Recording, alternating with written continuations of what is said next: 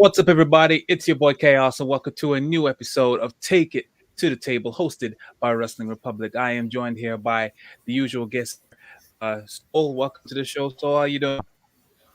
Knackered, but ready to talk about the best Dynamite of the year. Oh, okay, all right. Interesting, and and of course the guy that loves to rattle the cage is none other than Ignacio. Welcome back to the show, Ignacio. How you doing? How's it going, guys? Good to be here. Thanks for having me on again. Of course.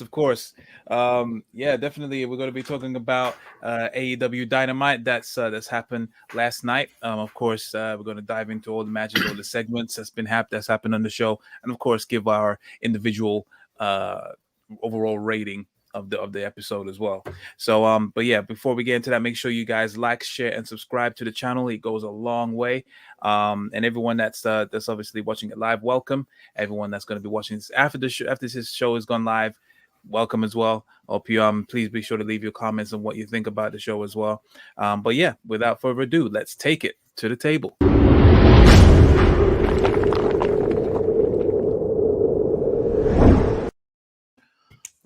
All right. So, AEW Dynamite. Okay, so obviously, as soon as Soul said that it's probably one of the best episodes of the year, of course, Ignacio had came up with a "ha, don't make me laugh." So, overall, just like what we did with the Royal Rumble, what's the first word that comes to your mind of this quite like one of the biggest episodes of the year? Let's start with you, Ignacio. One word or one thought? Yeah, one third. What thought? Yeah.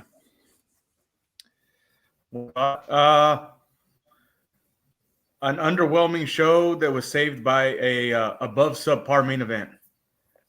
Okay. Fair enough. And what about your Soul? What's your thoughts? I thought it was impactful. Let's go with that. It was an impactful show. Okay. Fair enough. Yeah, me personally, I thought it was good. It had its moments. It had some questionable moments that they I must say that other things could have filled up that time, but yeah, I thought it was good. It was better than Raw. That's all I know. That's what matters to me the most, really. Anything's better than Raw. Yeah, it's true. That is true. But yeah, let's just dive into the event. So of course the event started, and the first match ended up being Jon Moxley versus John Moxley versus Wheeler Yuta? Wheeler Yuta. Yeah, Wheeler Yuta.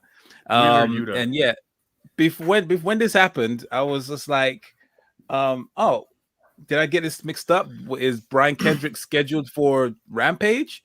And I was just like, okay, let me research it.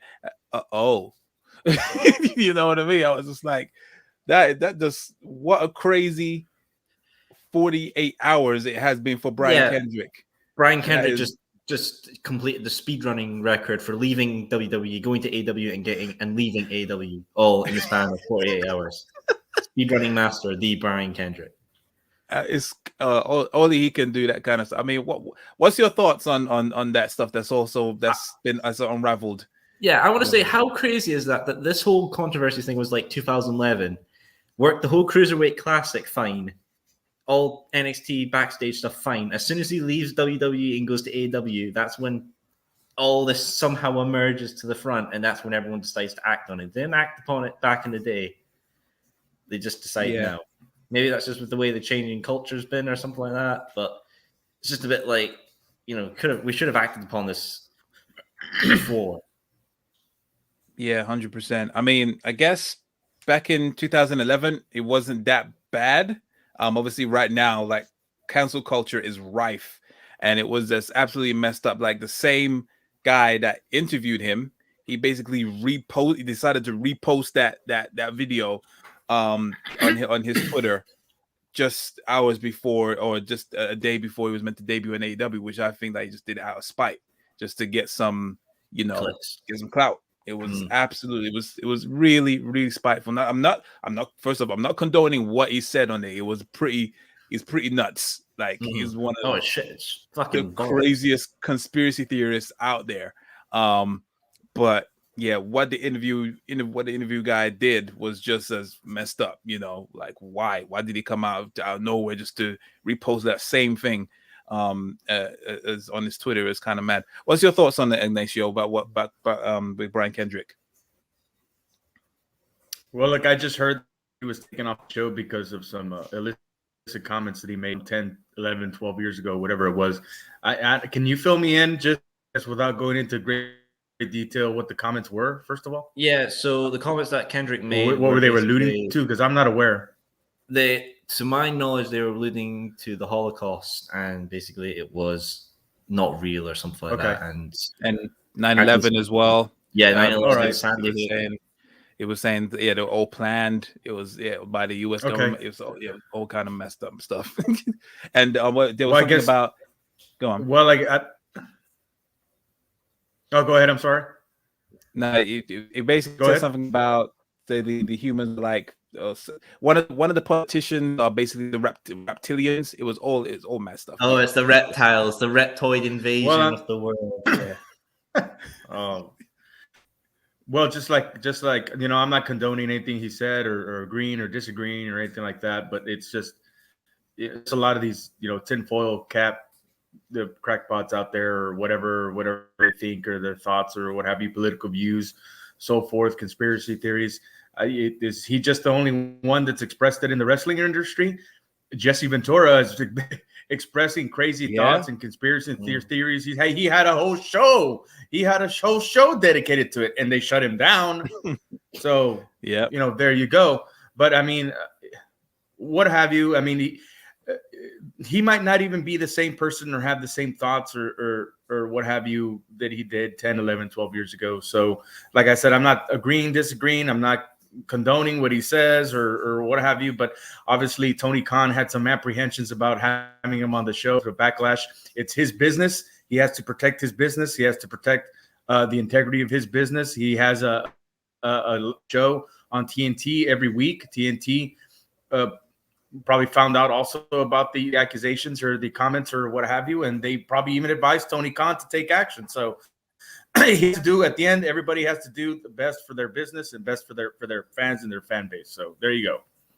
That's it. Yeah, I think we should also just say that Kendrick has posted on Twitter saying that the representation that he did back then doesn't represent the man he is now. He does acknowledge that they were.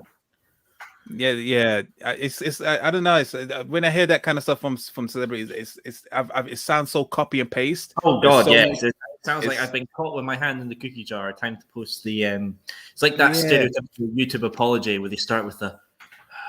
Okay, guys, right? Yes, 100%. I mean, if maybe he's speaking the truth, but it just felt like I've heard this before, and he said something, but he spoke out of turn just to create controversy, and he doesn't know why he did it. I'm just like, no, you knew why you did it, man. Like you. At the end of the day, the only one who can make things better for Kendrick is Kendrick. Yeah, basically. But yeah, Tony Khan hasn't really said that he's condemned him from showing up at AEW. I think they're probably waiting until this dies down, and he may show up, he may not, but yeah, we won't be expecting Brian Kendrick anytime soon. But yeah, regarding the match that he had against Yuta, it was cool. It wasn't a total squash match, as what Yuta usually gets booked against, more popular guys. But yeah, he got some offense in. It makes me wonder that's pretty much a similar format that they probably was going to go with Kendrick. But yeah, Moxley looked good. Still look good, great as ever. And yeah, it was a decent opener. What's your thoughts on the match? You go, Ignacio. Hey, well, okay. Well, that's the problem. It should have been a squash match. Really? Jon Moxley's the former AEW World Heavyweight Champion. Who? I know who Wheeler Yuta is, and I know he can go. I know he's a great worker. I know he's a great technician because the best thing that ROH had, Ring of Honor had going during the whole pandemic, the best thing in the wrestling business going on during the pandemic was ROH's Pure Wrestling Tournament, Pure Wrestling Title Tournament. If you have a chance to go watch it, for those of you who are watching or going to listen to this, go to the Fight app, look up the Pure ROH Ring of Honor Tournament. Played we can do as far as his technical skills, but he goes to AEW and they put him with the mascots, Orange Cassidy and fucking Danhausen. Don't you dare! Yeah. I like Danhausen. I like. As weird and creepy as it is, I like Danhausen. I just think his character, his promo skills, he's good, right, on the mic, and he obviously pretty comfortable with this character. But fucking Jesus Christ, he comes out looking like the Count on AEW with the mascot Orange Cassidy and all the dumb fucks that come out in the Best Friends or whatever. He's got great ring skills, but he just hasn't had the opportunity, the real opportunity, what he could do and what he can do in AEW. Moxley has been in the business for 20 years. He's the former world champion all over the top promotions. He was the top guy in AEW for almost a year. This should have been a 2-minute match tops. And then if you go back and look at the match, fucking John Moxley can't even pretend to sell for this guy. I mean, he's just sidestepping him. He just can't even pretend to sell for this guy. He's like, what the fuck? So this was a trash match. It went on too long. Should have been 2 minutes. What I was excited after the match, but I'll let you go and give your opinions, and then we'll talk about that. Yeah, so I mean, for myself, I thought it was great. He made, Wheeler did look strong within this match. I thought Mox looked great ever since he came back. He's probably like the best he's been in a long time. Yeah. I love Danhausen fucking pointing at John Moxley, just screaming at him, like trying to curse him, and then Yuta comes flying out like a meteor and just takes him out. And it's like, this is the shit I sign up for and stay up at 1 a.m. in the morning to watch. No, I agree. I mean, it was a decent opener. Like, I got a feeling that they pretty much ran through the spots that Brian Kendrick was going to go through with. I don't think he was going to squash Brian Kendrick either. So they just gave him that same slot time and then just filled it up with that kind of stuff. I understand where you're coming from, saying like, yeah, he's the former AEW champion, and this is Wheeler Yuta, who hasn't really had any reason to be giving so much offense against a former world champion. I understand that. But yeah, it was I guess it's another way to try and build up someone that can is not a jobber. I don't class Wheeler Yuta as a jobber. I do agree the fact that there's quite a few people that's been misplaced in certain teams. Like Wheeler Yuta is one. Daniel Garcia with 2.0 is another. There is some random people that's mixed with certain people that shouldn't be. But yeah, who knows that, as we obviously going to go into the following the segment that happened after. Well, by the way, John Moxley won that match, of course. And then Bryan Danielson shows up, and then he obviously starts teasing, obviously saying who wants to see us fight. And then obviously everyone was saying yes. Where he said, like, I think it's better that we basically, instead of fighting against each other, why don't we fight together, kind of thing. And he gave this whole spiel saying, there's a lot of people that's been misused, that we could bring a lot of people under our wing, like Daniel Garcia, Lee Moriarty, all these other people, so basically kind of build almost like their version of the 2-man power trip. I think that's what it looked like, that's what it felt like to me. And then Joe Moxley was and ahhing, I was totally expecting to hit him with the paradigm shift at some point. But yeah, they left it quite open. Brian said, I leave it in your place. Get back at me when you can regarding this. But yeah, it was a very, very interesting perspective. I was expecting them to start brawling, but now there's a chance that they might even team up together and Moxley might turn heel. I mean, what's your thoughts on that segment at the end? Let's go with you, Ignacio.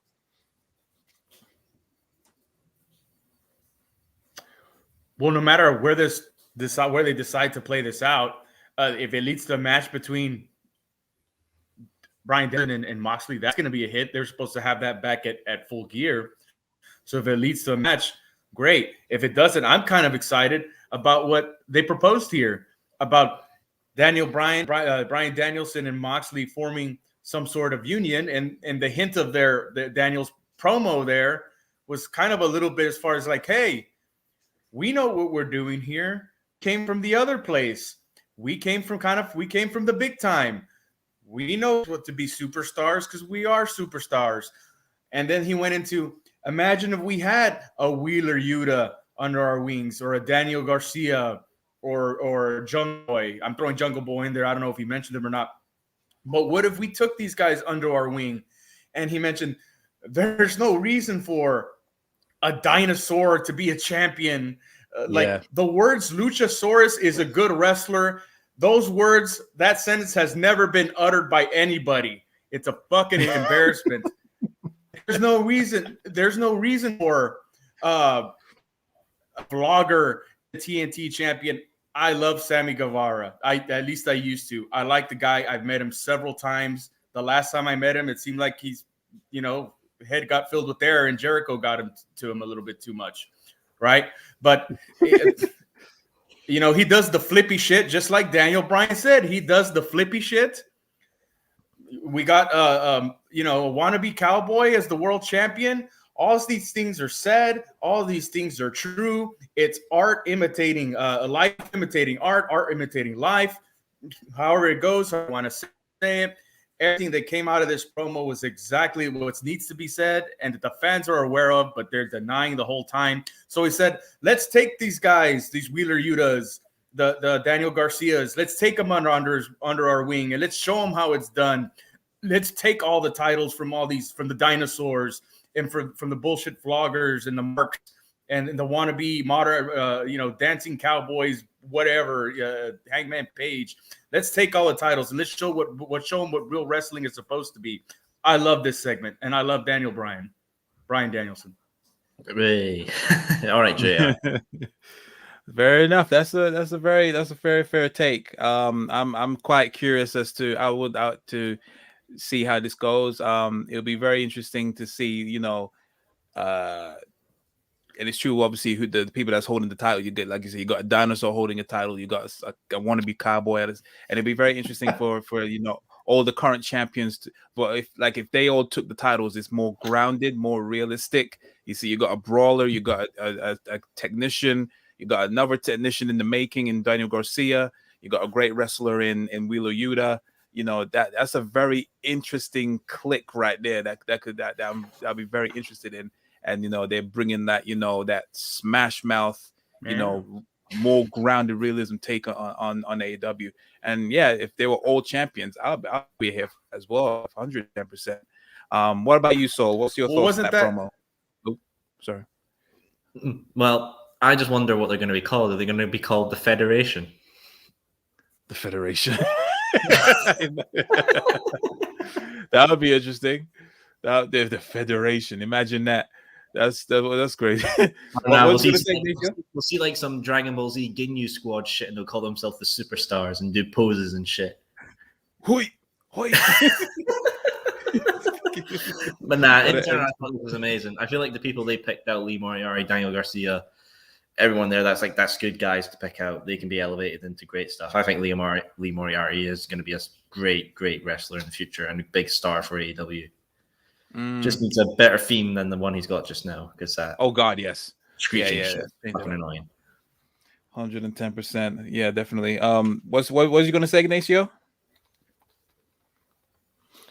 Well, I was gonna say, isn't that what they promised us from the beginning when AEW started? A more realistic, sports-based presentation, and this is exactly what Bryan Danielson's been presenting since his debut, since the inception of his role there in AEW, or his appearance there at AEW. Great technical wrestling against, sometimes subpar talent, but brings the best match that he could out of him. And it's always the best match on the show. Excuse me. Jon Moxley, he's a good talent. I like him, but he wrestles a garbage style most of the time. Just like with Garbage Championship Wrestling, GCW. I don't know why Tony Khan allows his people, his former AEW World Champion, to be on this trash show. Again, it's embarrassing. It's humiliating to the business. It doesn't belong on pay-per-view. It's trash. It makes the business look bad. It makes wrestling fans look bad. So for that, Jon Moxley to do that when he started appearing on that show, it's just embarrassing. He should have no involvement. Nobody in AEW. Tony Khan should not allow anybody, any of his talent, to be involved with that promotion. It's a joke, and it's just awful. I like where they're going with this storyline. I just hope Jon Moxley veers away from the trash wrestling. He is a brawler. He's got a brawling style. Stone Cold Steve Austin was a brawler, but you didn't see him going through burning tables or going ass first into fucking thumbtacks or anything like that, or break anybody with light tubes. I'm veering off. I'm sorry. I do that sometimes, but now you're just making me think of a Nick Gage versus Stone Cold Steve Austin match. I don't know. I don't know if I'll be here for that. I like the safe style that Steve Austin does. You know, it worked for him to be one of the greatest superstars of all time. So dream match, boys. Yeah, that's Nick Gage. The thing is, I don't really see Nick Gage as a wrestler. He just reminds me of New Jack. He's just a guy that just loves being violent. He's white New Jack. Yeah, it's the white New Jack, 110%. He just does not care for the business as much. He just obviously he feels angry that day, so he just lets it out on his opponent. He's a bit too janky for me. I don't know what it is with Nick Gage. He's just a modern day New Jack, and that's not a good thing. 110%. But yeah, that was that segment. Who knows what's going to happen? I would love to see Jon Moxley as a heel. I think it's time, but is it too soon to have, or is it because it's a faction that becomes the belt? Because we already had, Kenny Omega taking all the titles, and then the Elite had obviously the tag team titles. Is it too late? Is it too soon to have another belt collector faction, or would you be cool with that? Well, I mean, Mox has already got a belt, the GCW title. Fair enough. But like I said, do you think people will be complaining? Oh wait, so Jon Moxley's the world champ, Bryan Danielson is the TNT champ. What I would do is for Bryan Danielson, I would have him win the pure Ring of Honor Pure Championship of somebody, whoever's got it. Do a little promotion. Okay. With the Ring of Honor coming back. Let's say he takes that. Give the tag titles to maybe Lee Moriarty and another flippy person. Flippy Doodah, yeah. Yeah, that's it. And then Daniel Garcia can have the TNT. Okay. So that's what I'm getting at. So you would you rather them do a belt collector with just the AEW brand, or would you want them to actually go to different promotions and just take all the titles? Because I've yet to see Brian. I've yet to see Jon Moxley show up with the GCW title. He showed up with the NJ when he was the NJPW US champ. He hadn't showed that up, but he never showed the GCW championship. So that's what I'm wondering, like, is it best to keep it in-house, or would you want him to want them to go to other promotions and take the titles and show them in AEW? I would like that, because I feel like it gives the other promotions, starlight and more views. And like, oh, my favorite wrestler Moxley's holding this belt. What's this belt? Oh, it's another company, and I get to see him more in that. So let's watch it. I feel like it just makes it more real. That these guys are they're home's AEW, but they're branching out to bring back to home base. Okay. What about you, Ignacio? Do you think they should keep it in-house, or would you want to also see a belt collector situation across the promotion?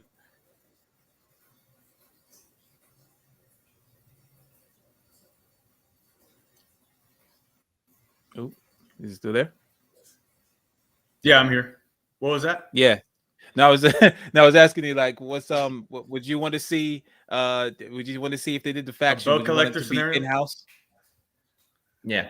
Well, first of all, so I've seen and read a lot of stuff about as far as the fans and as far as the AEW, they don't like to see a lot of factions. For me, factions are good. They're okay as long as it's all about the way they're presented, right? So you can see factions as camps, kind of like in UFC, right? You got American Top Team, right? You got the Brazilians or the what have you faction. I forgot what they were called, but so they're different camps within UFC. You know, a camp or a faction of fighters that train and work together and so forth. So you can have the same thing in wrestling. It's just the way you present it. Now, should they all be champions or should they all have titles? I mean, again, it just goes back to the storyline, the way they're built, kind of like the Undisputed Era when they all had the NXT titles in NXT, the black and gold brand. You know, it's just all the way I don't mind it, but as far as like bringing other promotions titles in, it's kind of like when they brought the Impact title in and with Kenny Omega, and they wrestled for the Impact title on the first episode of Rampage against Christian Cage, where Christian Cage beat Kenny Omega for the championship. On that show, even the announcers made reference, well, it's for the Impact World Championship, but that championship, that doesn't really matter because the real championship's they're gonna wrestle for the real championship next week on it didn't do anything to help Impact. Their ratings didn't go up. A New Japan Pro Wrestling and app, you can't see it. Right? That's for the hardcore fan base. It just doesn't make any sense. There's no point to it. The AEW didn't even benefit from the Impact relationship. They've had minimal success with the New Japan relationship because everybody that they send over to fucking wrestles is senior citizen. Nagata, Miro Suzuki. Come on, guys. You dissing Suzuki? Come on now. Suzuki's fucking amazing. They don't mean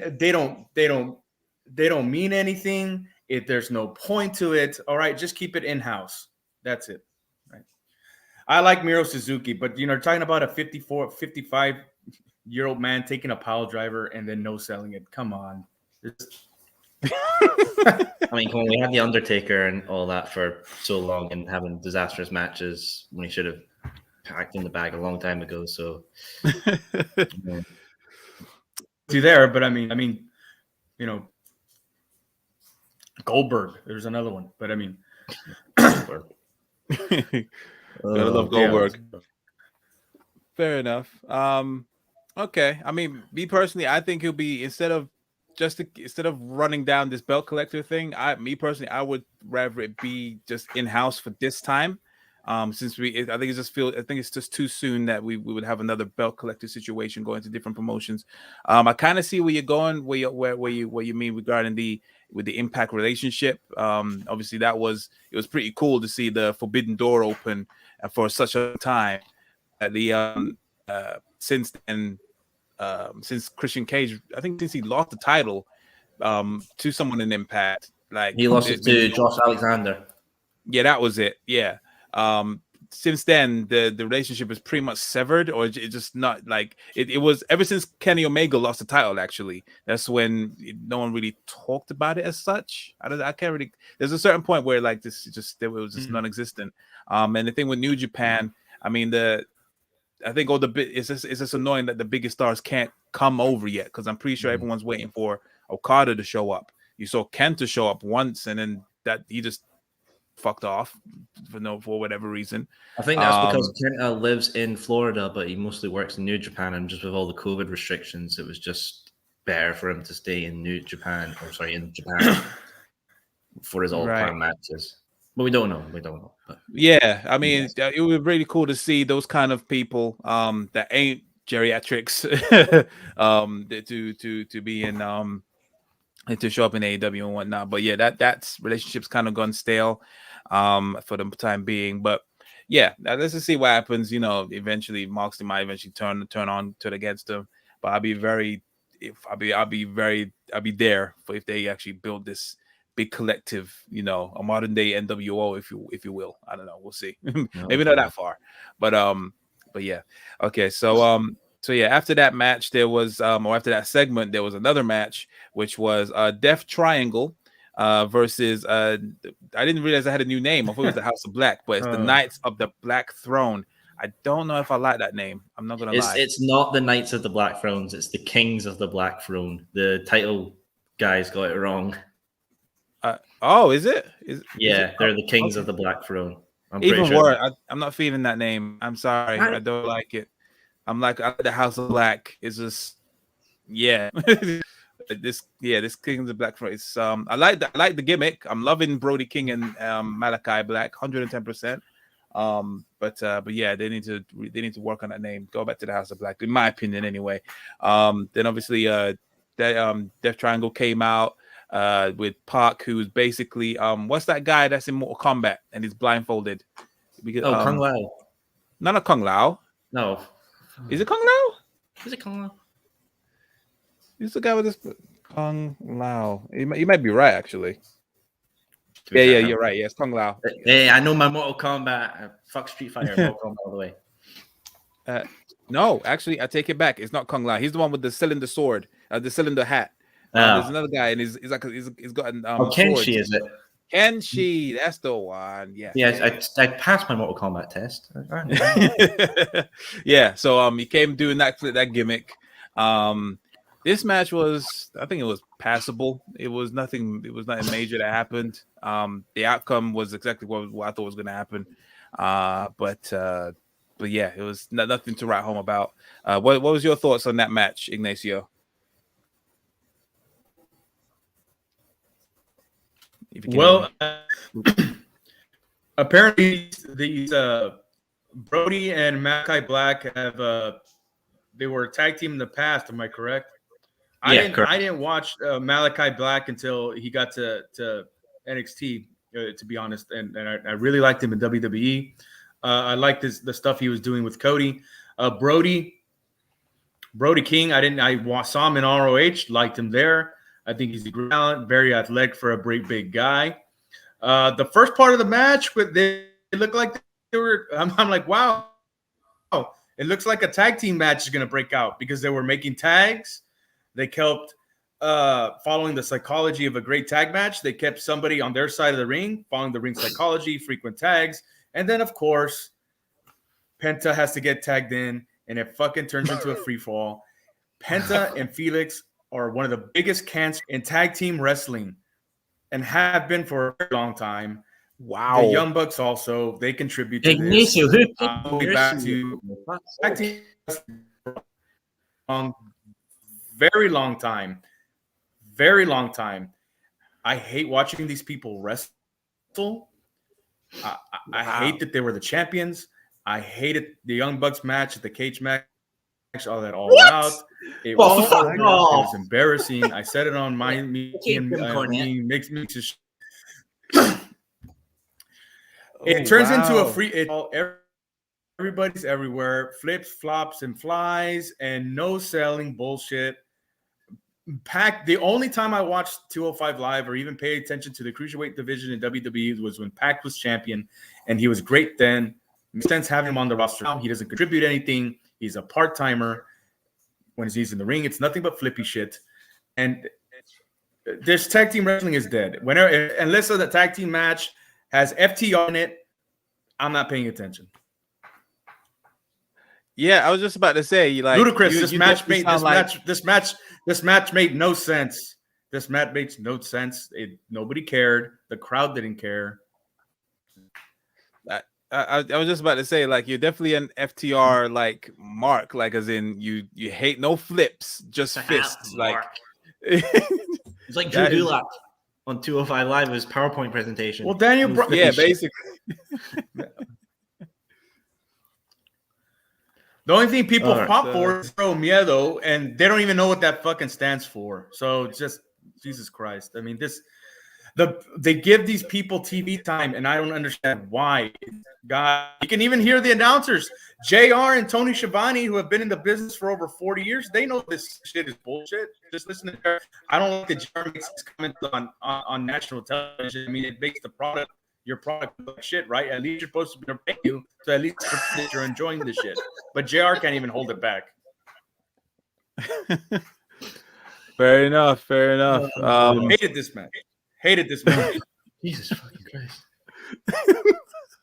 Soul, would you please to count? Would you be kind to counter this then, please? What's your thoughts on this? Time to roll up the sleeves here and take Jim Cornette to school. Right, I thought this match was great. Simple enough, it was great. Tag team match, awesome. I really enjoyed it. Pac was great, and the little symbolism of Pac wearing the same colors as the House of Black as well, showing possible alliance down the future. Psychology was great. Penta's over as fuck. He's amazing. His whole look is just stellar. It was amazing. I mean, how could you hate the fucking steel cage match at All Out with the Bucks and the Lucha Bros? That was exceptional shit. Fucking hell, man. Jesus. Oh, God. That's why it was great. Malachi's amazing. They said, Uncle Dave Meltzer said it was. They said it was the greatest cage match of all time. I've forgotten better cage matches than that one. It was fucking terrible. Oh my God. Fair enough. Oh my goodness. Another show for. Yeah. But at the end of the day, great match. The Kings of the Black, whatever the fuck they're called. I don't care. House of Black. They look great. And I feel like they could be great tag team champs down the line. I mean, they already are, I think, the PWG tag team champs. Yeah. I think they have potential. They need to further solidify what they are, because in a way, I feel like they haven't got a concrete identity yet. I think they need to add more people to that, because AEW is all about factions and tag teams and whatever. I think they need to have more bodies in there to make it feel more fuller and stuff. Because I was totally expecting Pac to turn on Penta. Yeah, I was totally expecting that. I think definitely you need about 2-3 men, maybe a girl in there, like the one they did with Julia Hart. Like, screw it, why not? You know, I hate the Varsity Blondes. I'm sorry, I can't stand them. They do awful promos. They look uncomfortable. The other one stand out for me is Julia Hart. They could probably just snatch her out of that and put her into something different for her, and then some different channel. I hate the Varsity Blondes. Yeah, I thought it was okay. It was serviceable. It was just whatever. But yeah. I also love flips, by the way. Yeah, I also love flips. And fists as well. So what was next? So yeah. After that match, obviously Black and King won that match. And then afterwards, there was a very interesting promo that happened between Dan Lambert and Brett Rhodes. Do we have to talk about this? Yeah, we kind of have to, because this was, it was interesting, yet rough and unneeded. It was really, and it was so weird. Like, people, they were booing Brandy for some weird reason, and then all of a sudden she just went on with it and started saying that they were in Cleveland or instead of Chicago and all this stuff. And then Dan openly said that he's an old racist or aging sexist or whatever it was. And then the barbs they were throwing at each other was fucking, it was cool. When she came back saying we only signed Ethan Page because we wanted to get Josh Alexander, which didn't really work out. I don't recall him even if has he ever showed up for AEW? No. Okay, so that was kind of weird. But yeah, the barbs they were throwing at each other was cool. And Dan Lambert is on the ball. He's so good at hitting. He's good. He's really good on the mic. Very, very good. And then all of a sudden, Paige Van Zant shows up. And then who is she actually? Honestly, from someone who doesn't watch MMA, who is she? Is she good? Is she bad? Is she what? She's okay. I honestly feel like she got the push because, look at her. But yeah, she had a decent run in UFC. Then she went on a little skid. And then she went on Dancing with the Stars, and then that's when UFC realized that she cares more about her popularity than actual fighting. So they let her go, and then she went into bare knuckle fighting. She's doing okay there, if I recall, but that's about it, really. That's all there is to her. She's not. She wasn't like a champion or anything. She just had a lot of promotion around her whenever she had a match and stuff, just because she's attractive. So yeah, that's the most about it with Paige Van Zant. And then started brawling with Brandy Rhodes. For some reason, Brandy can actually hang with an MMA fighter, which was kind of weird. So, and then that segment ended. What's your thoughts on that, Ignacio? I got to hear about your thoughts about this, Ignacio. Oh fuck! Here we go. Strap in, boys. Well, look, I like Dan Lambert. First appearance he made for AEW were really good because it seemed like he was kind of talking off the cuff, and I agree with I agree with 90% of what he said. It's just that ever since then, it's been real rehearsed, monotoned, and then we come back to last night, and it seemed like a lot of what he was saying, because his hate, the way he was saying it, a lot of it was kind of off the cuff. Now, confronting Brandy's got a lot, Cody got a lot of heat. The comments as far as like, you won't turn heel, and that's, now we're telling everybody, all right, this is phony, and we're rubbing everybody's I didn't like face. that. There's heels and there's baby faces and bullshit. That's where it lost me. Yeah. Brandy and Cody got natural charisma as far as heels. If they just embellish it, they can be the biggest heels in wrestling. But Cody's the face of TNT and I understand why, because when I went to Full Gear in Minnesota this past year, Cody does a lot of charity work and things of that nature. So I understand why he'd be the face of the company. Apart from that, he'd be the biggest heel in the business. It was too inside behind the scenes for me when the confrontation made no sense. I'll tell you what I was excited about is when Paige Van Zant hit the ring. I've been excited about her since she appeared on AEW because I said years ago, and I wasn't a big MMA fan, but I knew who Paige Van Zant was. Paige Van Zant was supposed to be Ronda Rousey before Ronda Rousey. Yeah. She had a lot of personality. She had a big following. She had a lot of steam behind her. I just think it was just a case of with Dana White bringing her into UFC at the time. I think it was just a case of too much too soon. Yeah. And she got 100%. thrown to the lion's den too soon. And she racked up some losses. She became mediocre in the UFC and in MMA. She tried the bare knuckle brawling. It hasn't worked out for her, but she's got charisma. She's got a look. She's a trained fighter. She's a legitimate shooter.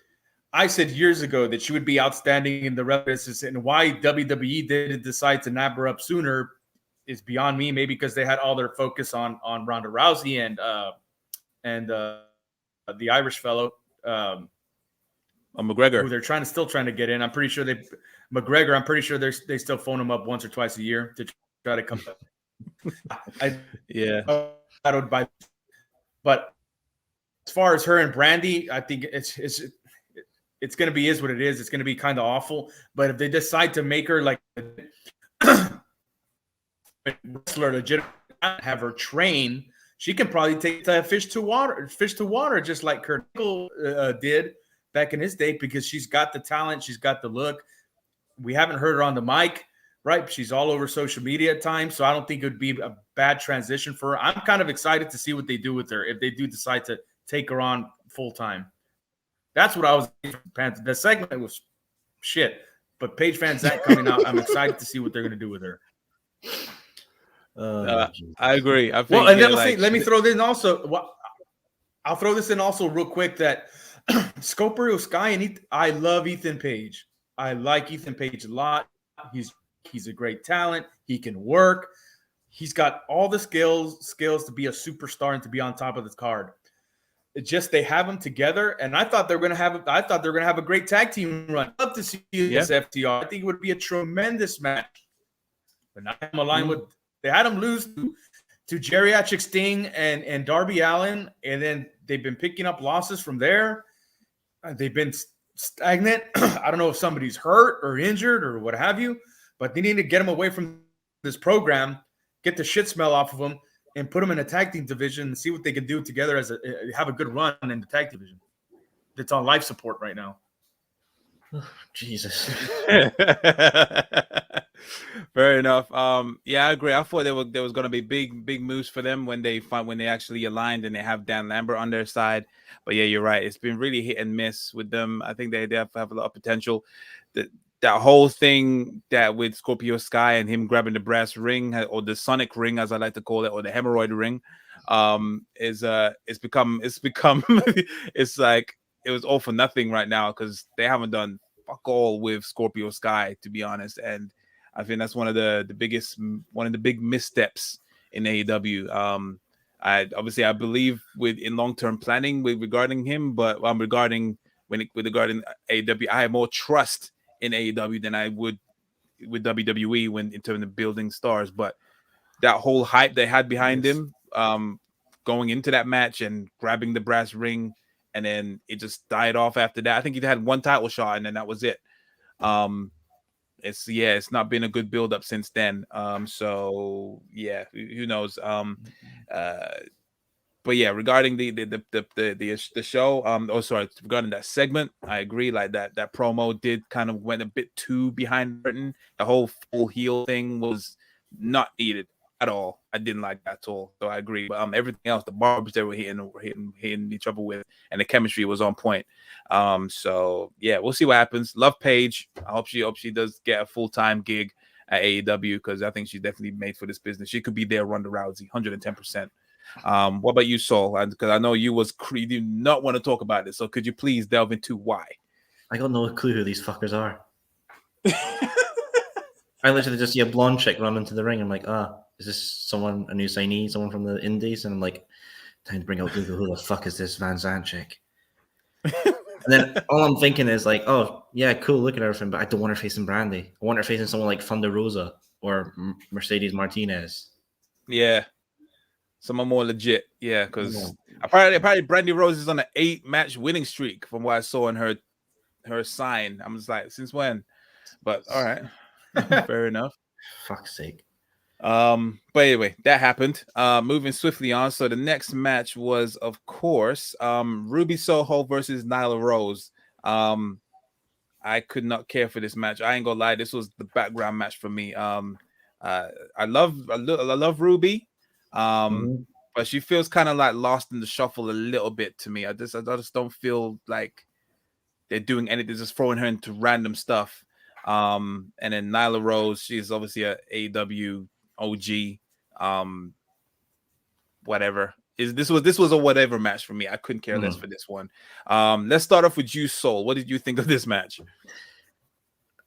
I mean, I like both ladies. Both ladies are absolutely great. You know, Nyla Rose is that big beast heel that you need to just beat down the women's division. A proper good Nia Jax, shall we say. And Ruby Soho, amazing, good underdog sort of thing. There was that nasty botch, though, where she tried to go for that kick in the corner and didn't reach it. You think that was a botch? Oh, because that kind of worked out great. I mean, Nyla Rose did a swanton bomb. It worked out great. I honestly thought it was a botch, though. I feel like it was a botch. It's actually, I could have went either way. Like maybe because it's like she looked like she was trying to hit it, and then Rose kind of like went back. It looked rough, but I think just the way it planned out just looked sweet. So that's why I guess we'll know it was a botch if it appears on Botchamania. So that's the definitive. Yeah. True say. Yeah, I mean, I like seeing both of these women wrestle. I think they're great. I mean, was the match a must watch? Great thing to watch. Keep your eyes on. No, maybe like a background match sort of thing. Yeah. It's just however, it just feels like with AEW that they've always got to have that one complimentary women's match on every show. Yeah. Don't get me wrong, I feel like they've had some great women's matches, you know, Britt Baker, Thunder Rosa Lights Out match, the New Year's tag team match, Street Fight. When they do it right, they're good. But, you know, just don't chuck on a women's match if you feel like the women's match isn't going to draw people in and not make people nod off. Like, if I had to replace what the match was, I would have done maybe Kiera Hogan versus Sky Blue. Okay, fair enough. Okay. Sorry, I wouldn't have lost a train of thought there. Yeah, so fair enough. Ignacio, what was your thoughts on this match? Do you have anything to say about this? Yeah, I lost my train of thought too when I saw this match. I was about to say Nyla Rose, the Nia Jax of AEW. Don't care for her much. Waste of time. Waste of money. Ruby Soho's, to put it mildly, her run in AEW has been below standard, below subpar. I don't think she's the talent or the star that they banked on or that they hoped she would be. She's got great potential. She can work, but she's just not. I don't necessarily know if it's her booking necessarily, but she just isn't the star. I think they just bought it with her. They just bought a good worker that can work with talent, and that's it. I think TV time with Thunder Rosa or Serena Deeb or Ty Conte somehow in some way, because those are your future stars. I like Ty Conte. She's a leader also. Thunder Rosa, even though they've booked Thunder Rosa in some of the most ridiculous, fake, phony fucking segments I've ever seen on wrestling TV, I love Thunder Rosa also. At one point, I thought Thunder Rosa is probably the best overall wrestler in the world. She's got a lot of talent. She's great. I love her. I wish they would have her on TV more instead of being the queen of AEW Dark.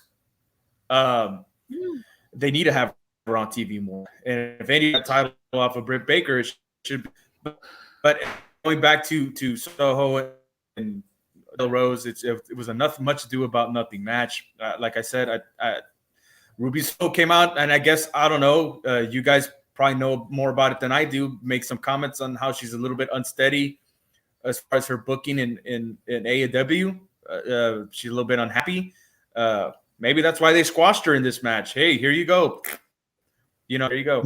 But I just think with her, they just feel like they probably bought a bill of goods, or they just bought her to work with talent, right? To get better.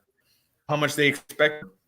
But as far as the match is concerned, it's just much nothing. I think this valuable TV time, the match went too long. First of all, I just think this time could have been better used building up more of their stars, like Tante, Thunder Rosa, Serena Deeb, Jade Cargill have a match in there or what have you.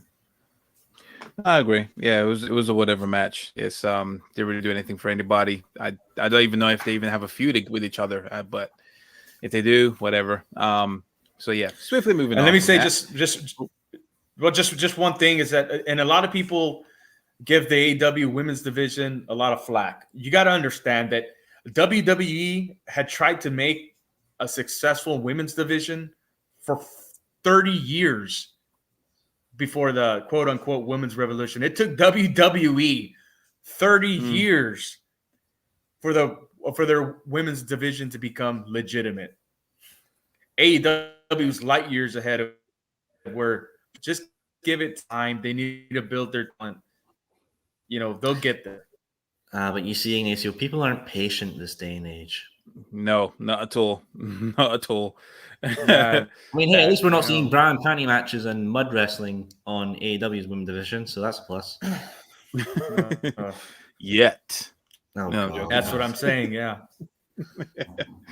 No, I'm joking, but yeah, I say give it time. I understand. Definitely has a lot of teething problems. I mean, it was even worse when AEW first started. But it's getting gradually better.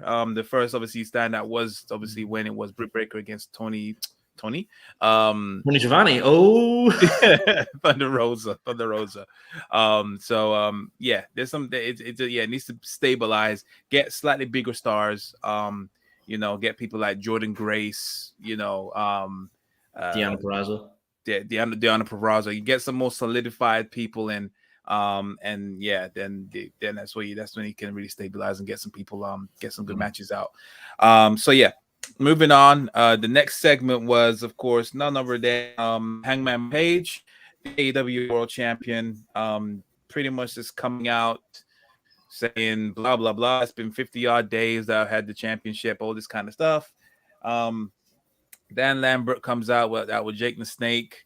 They kept on bumping. They kept on cutting each other off, which kind of looked like they weren't really on the same ball. It was kind of weird. And then something about Jake saying, "You smell something?" I smell fear or whatever it was. And then Lance Archer comes out of nowhere, snatches the mic. I don't think Dan Lambert even expected it. Said like he says some shit, he mumbled something, and they started brawling. And then ultimately, Lance Archer choke slams Hangman Page into some stairs, and also gives him the what's it called? It's not the Razor Edge. What is it called? A modified Razor's Edge onto Yeah. a table. And then yes, obviously they're building their match that's happening next week, the Tornado Death Match. Sorry, the Texas Texas Tornado Death Match. My God, was the Storm Chasers? Yeah, I don't know about that. I still got the exploding the Exploding barbed death match in my head. Yeah, the match that never happened. So yeah, that's the build up on this. Obviously, this is just filler for I think inevitably it's going to be Hangman Page against MJF, which we'll get into the reason why we think that. But yeah, what do you are you guys even looking forward? Like, what do you think of this? In my opinion, mid card feud, Ignacio. Well, just this highlights the issue that promotions, promoters, bookers, writers, or whatever that they've had, the issue that they've had for years now is that you built to Hangman Page becoming your champion, right? But what happens after he gains the championship, which I think my opinion is they gave it to him too early. I don't think he was ready for it, even though the fans wanted it. He's not ready for it anyway. But you don't have a series of challengers in the wake for him. You had Bryan Danielson, and they had a couple of great matches, right? But who's next? Is it going to be MJF? That'd be the natural transition, given what happened after the show at the end of the show. But you got Bryan Danielson, and Hangman Page shows that he can go because he hung with Bryan Danielson for those two matches, tremendous matches. So he's got the talent, he's got the in-ring ability. He's lacking. It seems like his confidence is getting better. He's a little bit more comfortable on the mic, so forth and so on. But I just don't think, as far as charisma, it's there yet. And I don't think the fans. When he comes out, I just don't feel like he's a champion, like the champion. Yeah, I don't feel it, and I think the fans don't feel it. They cheer him. He's not the responses that I think people thought he would get getting. Now the feud with Lance Archer is just filler. Why? Because they don't have anybody lined up for the champion to feud with, or to a great run. Not only that, Archer just came back from almost breaking his fucking neck. And this totally, and then I'll go this way. This totally negates the top 5 or top 10 bullshit ranking system that they have. Archer's not in the top 5, and if he is, why? He's been off TV for 2.5 months. This totally negates the whole top 5, top 10 ranking bullshit system that they have, So it just highlights the issue, like I said, that as far as building talent and building characters and building their champion to be at the top of the card after Bryan Danielson, who does he have? Well, let's get Lance Archer. Let's have him beat a big guy. That doesn't really mean anything. He can be feuding with MJF right now, or CM Punk, or Adam Cole if they booked him better. So it's just a filler match. I think time would be better spent working a program with some, which is coming up in a month, and they still haven't announced any matches, right? So I think better time spent doing that, building a feud up to the main event. So let me put this out there. So obviously you put on a good point. We about obviously since Lance Archer is next, this completely negates their top 5, top 10 rankings, which I understand. I don't think he's even in the top 5 if he's lucky to be in the top 10. But is that why they're putting this on free TV and the rankings only apply usually when there's like a big event or a pay-per-view for that matter? Because next week is just a normal episode of Dynamite. It doesn't have a title to it like how the ones they had with Bryan Danielson or it's not Winter is Coming, or those are kind of special where usually the rankings do kind of matter for the most part, if to my memory. So is it maybe that's why it's then given tell a us pass? that. Tell us, okay, and then rankings are only if the rankings are only going to count for pay-per-view or special Dynamite events or Rampage events or what have you, then have him face the number 5, 4, or 3 guy, because isn't for pay-per-view supposed to be for the number 1 or 2 guy or the number 1 contender? It just doesn't make sense why they have Archer in here. It just the ranking systems they've tried it in the past. They did it in WWE at certain ports. It's just bullshit. It doesn't work. Don't follow it. And if they don't follow it, why should we care about it? Well, yeah, I mean, WWE definitely has a short-term memory loss when it comes to that. I remember they did try it, and it didn't mean anything. I think they done it. They couldn't give 2 fucks more than what AEW is doing. I mean, yeah, I totally agree. I mean, especially with, I remember there was one point where someone was winning a lot of matches, but they weren't getting no title shots, and people was just wondering what's good. But they was trying to say, well, he's been ranking them up, so he's been raking them up in like on Dark and stuff. So it was just like obviously no one's really paying attention, but he's up there in the top 5 or top 3, if anything. Can't remember who it was. But yeah, I agree. That's why I was asking you, Soul, last week about do you think that obviously is his title reign kind of like faltering? And obviously you said no. It's obviously this is going to plan. And to say that though, after you asked me that question, I started to look back on the previous title reigns and just see what happened there.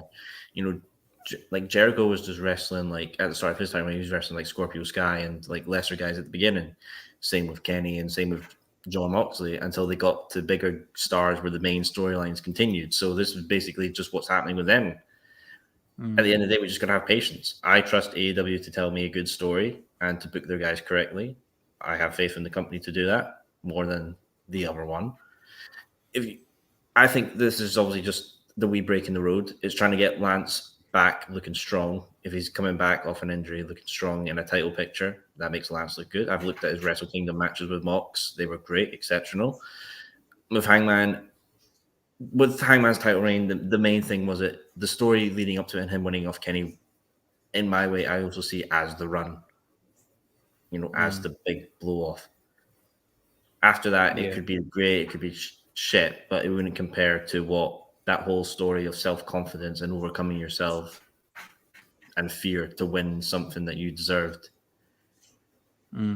Does he lose at Revolution? Maybe. Does he keep it for a good while? Maybe a year? Maybe. But at the end of the day, we got that great story of him winning it, and I wouldn't change anything for it. That's fair. That's fair enough. Yeah, we'll just have to wait and see. I mean, yeah, in terms of this next part, obviously Lance Archer is just not believable. I would be more if he was booked correctly as well, I guess, because that was one of his complaints. Well, his missus complaints. Brian Cage, if he was obviously on TV, I would be more interested in seeing that match than I would with Lance Archer. Yeah, you know what I mean?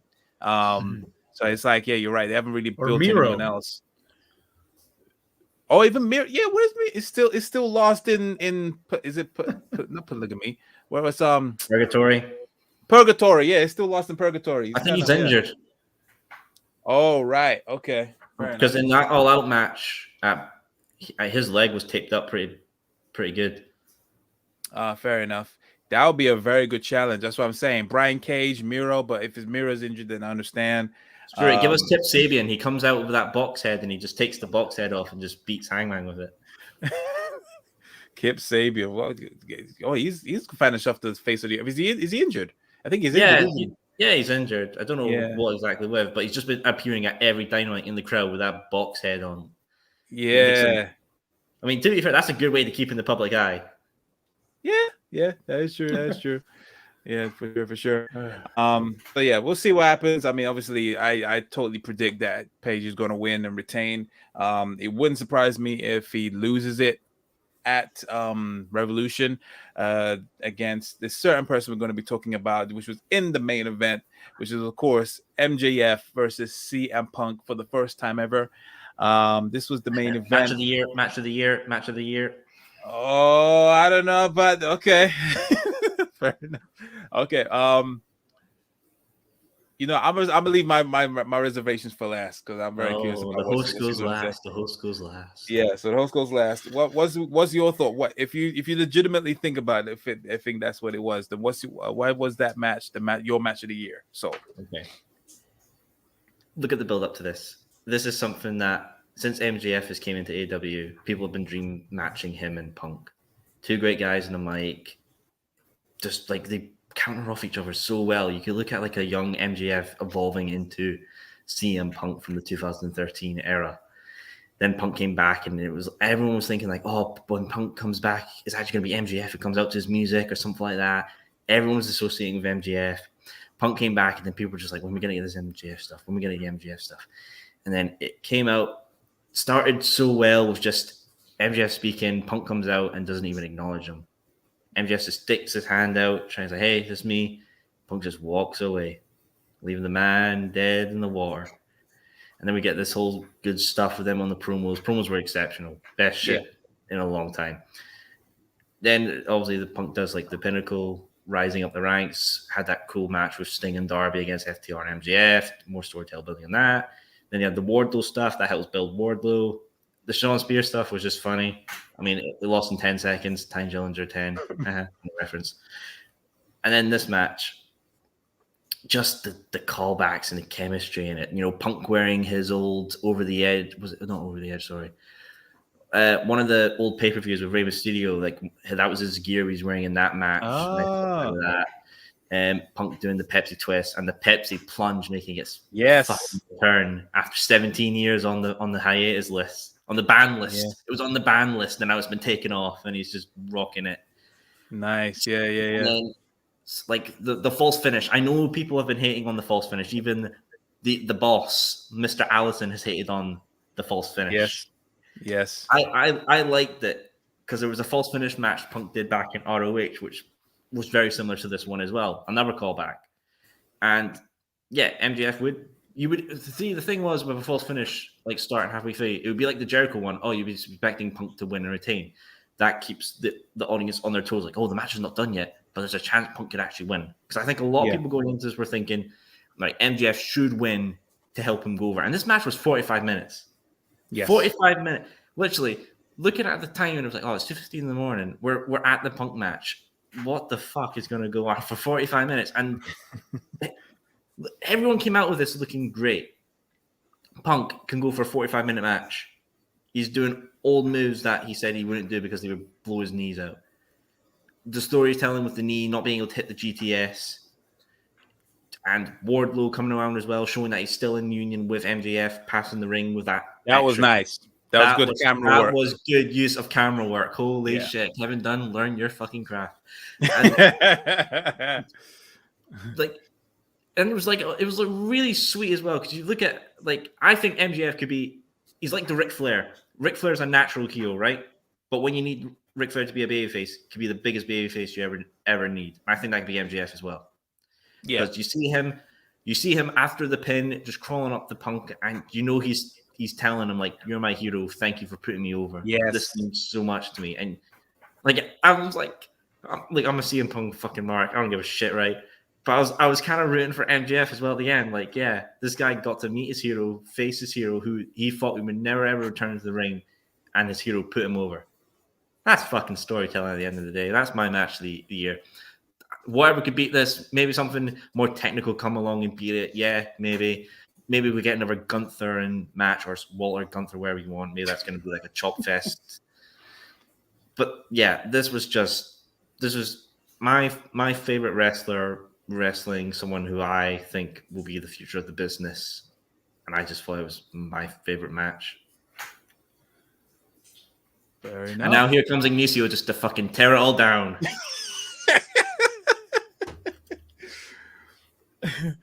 What's your thoughts on it, Ignacio? Well, believe it or not, it was already kind of laid out for me there. So it has been great. It's the best story of the year so far. Build up, I should say, so far. Right? They Both are great natural promos. They don't have to have anything rehearsed or written for them. It just flows naturally, right? The promos have been good. The face-offs have been good. The matches have been good. Couple of things I didn't like about the match. And this is with any match, but especially this one. There's like 1,000 things that MJF can do to pull off the chicken shit heel persona or act. But I really fucking hate when guys run into the crowd and then the fucker goes chasing after him. I really hate that spot because the referee goes fucking after him. Why is the referee going fucking after them? You're supposed to stay in the fucking ring and count them out. God damn it. Staying in the perimeter of the ring is fine, right? Within the confines of the fucking guardrails or what have you. That's all in good and well. And then they did a couple of spots where referee went out, checked them. Hey, are you okay? Because they did a tremendous job actually selling. I wish the Young Bucks and Penta and Felix were watching this match to take notes. They were selling tremendously. So the referee goes outside the ring, checks on him. Okay, you're okay. Okay, can you continue? Okay, you're okay. You continue. Okay, jump back in the ring, start fucking counting. All right. So I didn't like that spot. MJF, great talent in the ring, 1,000 times better than when I first saw him in MLW a few years ago. He's improved tremendously in the ring. His promos, I just think he oversells sometimes. Right? Okay. He was doing a little bit of overselling. Okay. And then, of course, fake finish or what have you. The match didn't need it. It kind of just brought me down a little bit because it was very WWF-y, a little fucking hokey. It just didn't need it. Leading up to the finish, I thought the finish was great. The person who was supposed to go over went over, right? And if we don't see CM Punk and MJF for whatever reason, if they don't book it again, I'm fine with it. Knowing CM Punk, he's probably gonna want it that way. They'll find the reason to get around it, not to have another match. And that's not to say they're not gonna have another match later on, and CM Punk will get his win later on. But for now, if they book MJF to be in the championship match at Revolution, that's perfect because he just beat somebody who was legitimately had 11 wins in a row on TV and pay-per-view. Right? So it's a great build-up for MJF if they're going to put him in the main event picture. Perfect. It's not like with Jericho, where Jericho had to have a win back just for his own self-serving fucking purposes and brought down MJF for a year. This revived MJF. Thank God, CM Punk. Thank you very much. Right? Because a year with Jericho, MJF needed this more than anything else. I like the match. I thought it was tremendous. I think it's too early to call it a match of the year, but it is the story of the year so far. Agreed. 110%. I definitely agree with it being story of the year. Match of the year it's a candidate. I guess. I mean, for me, I kept on zoning in and out with this match. I think it took a bit of a while to get going. But yeah, the crescendo was fine. I was fine with the finish. I was even fine if it ended the way it did. Because MJF always loves to cheat to win. Loves to cheat to win. I kind of see where Ben was saying. The owner of Wrestling Republic. He's obviously, there's no proof to say that he actually used it during that time. He could have easily untaped it, and then that's just part of his arms. There's no proof that he actually used it. But at the same time, you can see obviously he was like looking at other people. I think he was looking at the ring announcer to say about the use of a rope underneath the neck or something. But yeah, it is what it is. Great build up. I think they definitely build up. Like who did Punk have to go for the title and possibly win? Like that's like his streak, his return was almost like dare I say near Undertaker levels, like modern day Undertaker levels in terms of beating the streak kind of thing. Except done right, not a part-timer winning. It's actual like someone that's one of the four pillars. Is he one of the four pillars? Yeah. So everybody, the good thing is everybody came out of this match looking great because Yes. MJF went Yes. over. He went over the CM Punk out and the right way to build MJF. Everybody heard Punk at all. It elevates MJF. The story with MJF and Wardlow is going on still. That's the longest.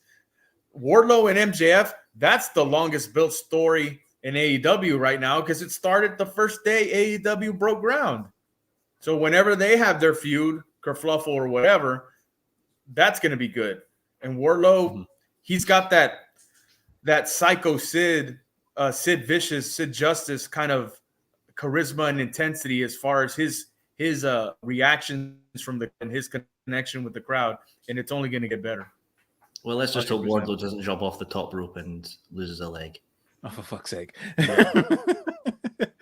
I'll say here, I think there's only one man in AEW who should go undefeated throughout his entire run and when he retires, and that's Sting. Oh, God. Okay. Fair enough.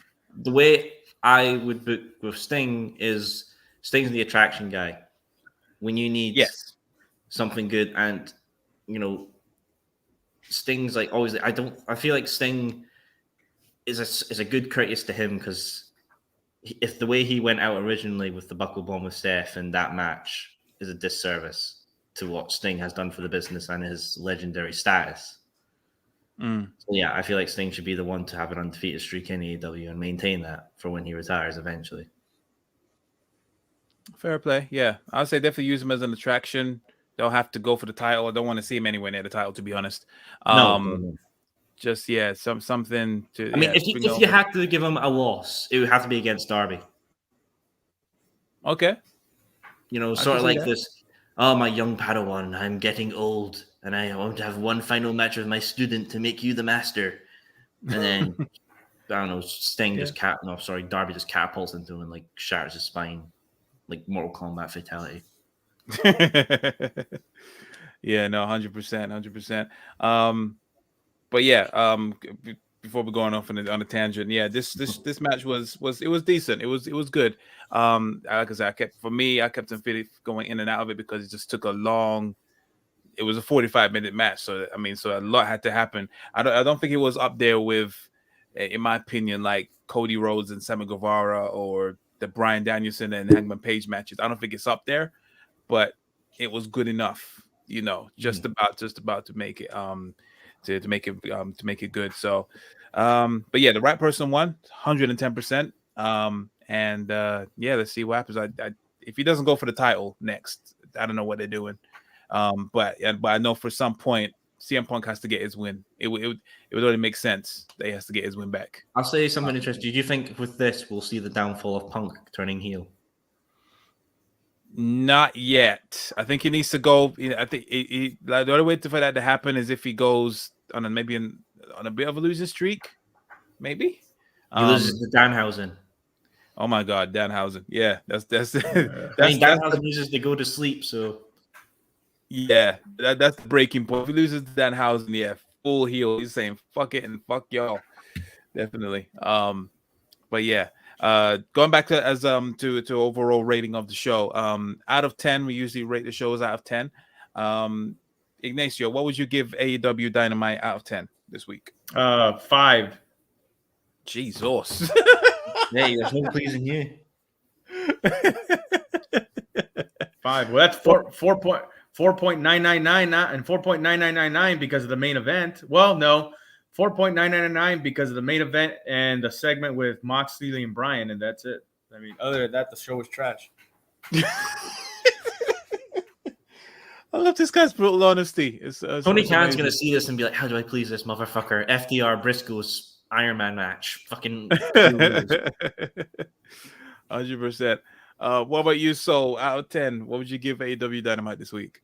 So the only negatives for me were the Nyla Rose match with Ruby Soho and Dan Lambert and Brandy. Everything else I like. I like Malachi Brody, like Penta, Pac, amazing. John Moxley just kicking arse, that's fine. Seeing Danhausen's cool, and the Punk and MJF match possibly could be my match of the year, so I'm giving it an 8.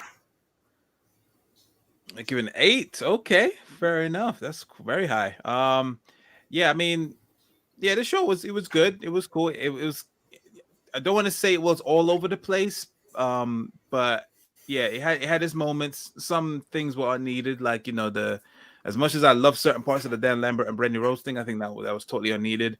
Um, Ruby Soho versus Nyla Rose was just thrown in for some reason. Like you said, I think it was just a complimentary women's match that had no reason being there. It was just filler. Yeah, the Hangman Page thing. Yeah, I just want that to be over and done with, so I can see a more interesting with the AEW title, because that used to be the forefront of for the majority of shows, and now it's just kind of fallen by the wayside. And I don't really like that. And then obviously I think the savior of the show was obviously the main event. So yeah, I'll give the show I'll give it a 6.5. Yeah, 6.5. I'll be nice. Generous, Just above, yeah, generosity. just above average. So but yeah, that is our thoughts of AEW Dynamite. Let us know what you thought of the of certain segments. What was your favorite segments? What was your worst segments of the show, or worst matches of the show, in the comments. Be sure to, of course, like, comment, and subscribe. And yeah, again, thank you guys. Thank you, Soul and Ignacio, for joining us on this show. And a pleasure as always. All right. Yeah. So and Thanks yeah, for I having have me. been your host. No problem. And I've been your host, Chaos. This has been Take It to the Table. Until next time, guys. Peace.